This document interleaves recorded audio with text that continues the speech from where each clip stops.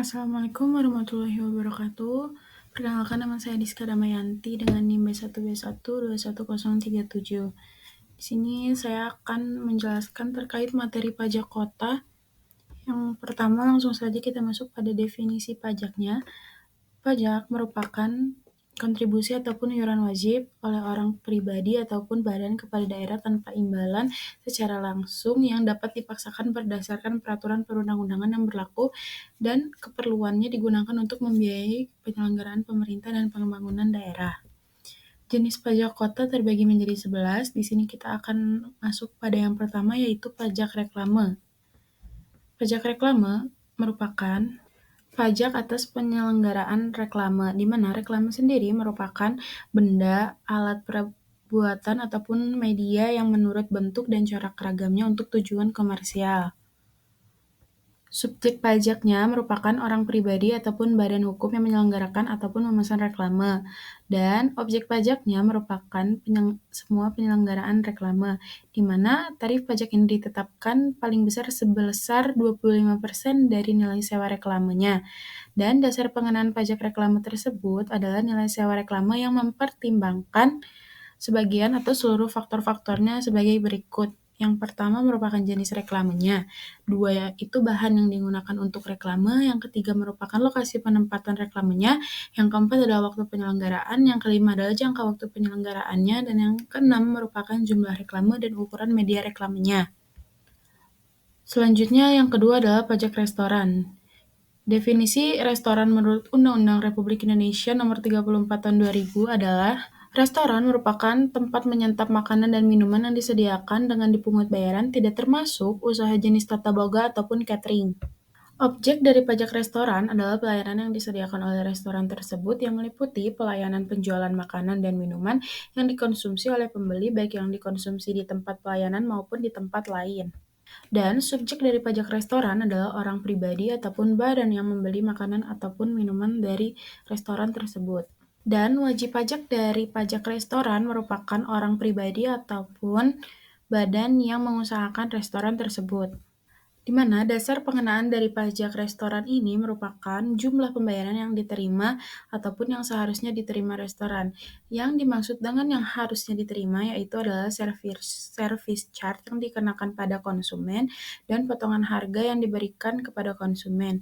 Di mana tarif pajak dari restoran ini merupakan paling besarnya itu sebesar 10%. Selanjutnya yang ketiga adalah pajak hiburan. Pajak hiburan merupakan pajak atas penyelenggara hiburan yang meliputi semua jenis pertunjukan, permainan, permainan ketangkasan, ataupun keramaian dengan nama dan bentuk apapun yang ditonton atau dinikmati oleh setiap orang dengan dipungut bayaran, tidak termasuk penggunaan fasilitas untuk berolahraga. Di mana objek dari pajak hiburan ini merupakan jasa penyelenggaraan hiburan dengan dipungut bayaran seperti tontonan film pagelaran kesenian, pagelaran busana, kontes kecantikan, karaoke, dan lain-lain. Sedangkan subjek dari pajak hiburan sendiri adalah orang pribadi ataupun badan yang menikmati hiburan tersebut. Dan wajib pajak hiburan adalah orang pribadi ataupun badan yang menyelenggarakan acara hiburan tersebut, di mana dasar pengenaan dari pajak hiburan adalah jumlah uang yang diterima ataupun yang seharusnya diterima oleh penyelenggara hiburan.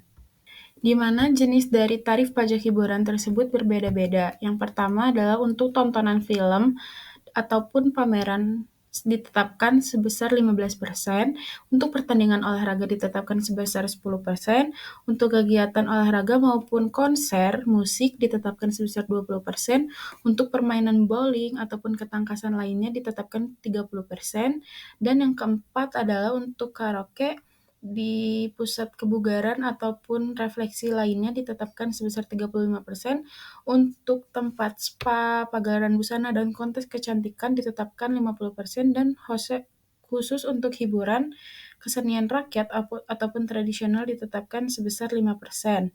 Selanjutnya adalah pajak hotel. Definisi Undang-Undang Nomor 28 Tahun 2009 Pasal 1 Angka 20 dan 21. Pajak hotel adalah pajak atas pelayanan yang disediakan oleh hotel, sedangkan dimaksud dengan hotel sendiri merupakan fasilitas penyedia jasa penginapan ataupun peristirahatan termasuk jasa terkait lainnya dengan dipungut bayaran. di mana objek pajak hotel merupakan pelayanan yang disediakan oleh hotel dengan pembayaran termasuk jasa penunjang sebagai kelengkapan hotelnya yang sifatnya memberikan kemudahan dan kenyamanan termasuk fasilitas olahraga dan hiburannya. Dan subjek pajak hotel adalah orang pribadi ataupun badan yang melakukan pembayaran kepada orang pribadi ataupun badan yang mengusahakan hotel tersebut. Sedangkan wajib pajak dari hotel adalah orang yang ataupun pribadi yang ataupun juga badan yang mengusahakan hotel, yaitu dalam bentuk apapun dalam lingkungan perusahaan ataupun pekerjaan melakukan usaha di bidang penginapan. Dasar dari pengenaan pajak hotel adalah jumlah pembayaran atau yang seharusnya dibayar kepada hotel, di mana tarif pajak hotel ditetapkan paling tinggi sebesar 10% dan ditetapkan dengan peraturan daerah ataupun kabupaten yang bersangkutan. Selanjutnya adalah pajak penerangan jalan. Pajak atas penggunaan tenaga listrik dengan ketentuan bahwa di wilayah daerah tersebut tersedia penerangan jalan, yang di mana rekeningnya dibayar oleh pemerintah daerah. Di mana pajak penerangan jalan ini umumnya dipungut berdasarkan Peraturan Daerah Nomor 12 Tahun 2001, dengan subjek pajaknya merupakan orang pribadi atau badan yang menggunakan tenaga listrik, dan objek pajaknya merupakan setiap pengguna tenaga listrik. Penggunaan tenaga listrik dari sumber lain oleh industri pertambangan minyak bumi dan gas alam dikenakan tarif pajak penerangan jalannya sebesar 3%, dan penggunaan tenaga listrik yang dihasilkan sendiri dikenakan tarifnya sebesar 1,5%. Selanjutnya adalah pajak restoran. Definisi restoran sendiri menurut Undang-Undang Republik Indonesia Nomor 34 Tahun 2000 adalah selanjutnya adalah bea perolehan hak atas tanah dan bangunan. Dipungut pajak tersebut atas perolehan hak atas tanah ataupun bangunan, dengan objek pajaknya merupakan perolehan hak atas tanah dan bangunan. Perolehan hak atas tanah dan bangunan meliputi 3. Yang pertama adalah pemindahan hak karena dengan terdapat 13 sebab. Yang pertama yaitu karena jual beli, tukar menukar, hibah, hibah wasiat, warisan, pemasukan dalam perseroan atau badan hukum lainnya. Yang ketujuh adalah pemisahan hak yang mengakibatkan peralihan, penunjukan pembeli dalam lelang, pelaksanaan putusan hakim yang mempunyai kekuatan hukum tetap. Yang ke-10 adalah penggabungan usaha, peleburan usaha, pemekaran usaha, dan yang terakhir adalah hadiah. Yang selanjutnya adalah pemberian hak baru karena yang ada 3 penyebabnya, yaitu kelanjutan pelepasan hak, yang kedua adalah di luar pelepasan hak, dan yang ketiga adalah hak atas tanah, yang terdapat beberapa faktornya, yaitu ada 7.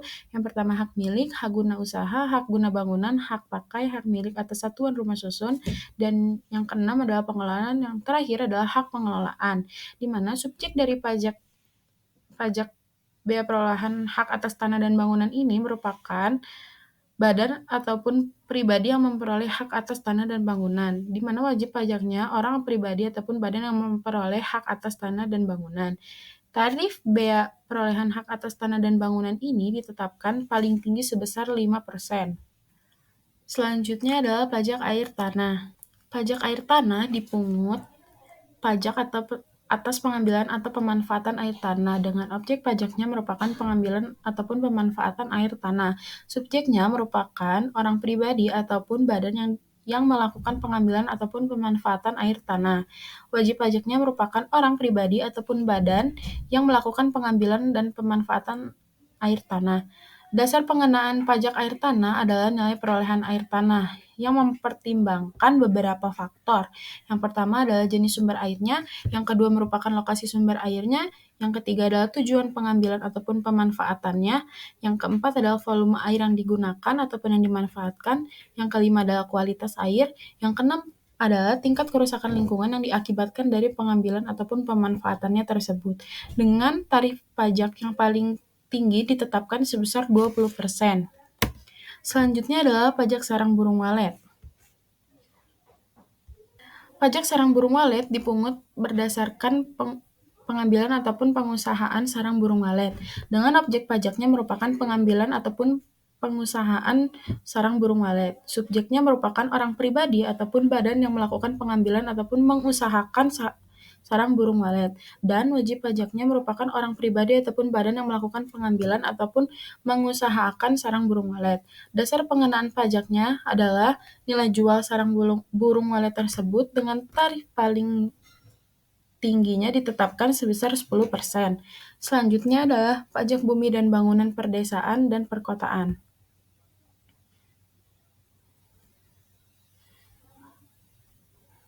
Pajak bumi dan bangunan perdesaan dan perkotaan dipungut berdasarkan kepemilikan, penguasaan, dan pemanfaatan tanah ataupun bangunan. Objeknya merupakan bangunan yang dimiliki, yang dikuasai, dan dimanfaatkan oleh orang pribadi ataupun badan, terkecuali di kawasan yang digunakan untuk kegiatan usaha perkebunan, pertambangan, dan perhutanan. Subjeknya merupakan orang pribadi ataupun badan yang secara nyata memperoleh manfaat atas bangunan tersebut, dan wajib pajaknya merupakan orang pribadi ataupun badan yang secara nyata mempunyai hak atas bangunan dan bumi tersebut untuk dimanfaatkan. Dan dasar pengenaan pajak bumi dan bangunan ini merupakan NJOP, di mana tarif pajak bumi dan bangunan perdesaan dan perkotaan ini ditetapkan paling tinggi sebesar 0,3%. Dan yang terakhir adalah pajak mineral bukan logam dan batuan, di mana objek pajak mineral bukan logam dan batuan ini adalah kegiatan pengambilan mineral bukan logam dan batuan yang meliputi asbes, batu tulis, batu setengah permata, batu kapur, batu apung, batu permata, bentonit, dolomit, feldspar, garam batu, grafit, granit, gips, kalsit, kaolin, leusit, magnesit, mika, marmer, nitrat, obsidian, oker, pasir dan kerikil, pasir kuarsa, perlit, fosfat, talk, tanah serap, tanah liat, tawas, tras, yarosif, zeolit, basal, dan trakit. Dan tarif dari pajak mineral ini ditetapkan paling tinggi sebesar 25% dengan subjek pajaknya merupakan orang pribadi ataupun badan yang mengambil mineral bukan logam dan batuan dengan wajib pajak yaitu adalah orang pribadi atau badan yang mengambil mineral bukan logam dan batuan tersebut. Selanjutnya, sistem pemungutan pajak di kota terdapat 2 pemungutan, yaitu yang pertama adalah Official Assessment System, di mana pada sistem ini pemungutan pajak yang memungkinkan pihak berwenang untuk dengan bebas menentukan jumlah pajak yang harus dibayarkan kepada otoritas pajak ataupun pemungut pajaknya. Dalam sistem ini, biasanya wajib pajaknya bersifat pasif dan hutang pajak hanya dapat digunakan setelah otoritas pajak mengeluarkan surat ketetapan pajaknya, di mana sistem pemungutan pajak ini biasanya dapat diterapkan pada penyelesaian pajak bumi dan bangunan ataupun jenis pajak daerah lainnya. Dan dalam proses transaksi pembayarannya, biasanya berperan sebagai pihak yang mengeluarkan surat ketetapan pajak yang memuat sejumlah PBB terutang setiap tahunnya. Yang kedua adalah Self-Assessment System. Kesimpulannya adalah pajak merupakan suatu kewajiban menyerahkan sebagian kekayaan ke kas negara menurut peraturan yang telah ditetapkan pemerintah serta dapat dipaksakan, tetapi tidak ada jasa timbal balik dari negara secara langsung yang digunakan untuk memelihara kesejahteraan umum, di mana pajak kota sendiri diantaranya meliputi pajak restoran, pajak hiburan, pajak reklame, pajak penerangan jalan, pajak sarang burung walet, pajak air tanah, pajak hotel, pajak mineral bukan logam dan batuan, pajak bumi dan bangunan perdesaan dan perkotaan, pajak parkir, bea perolehan hak atas tanah dan bangunan. Sekian dan terima kasih.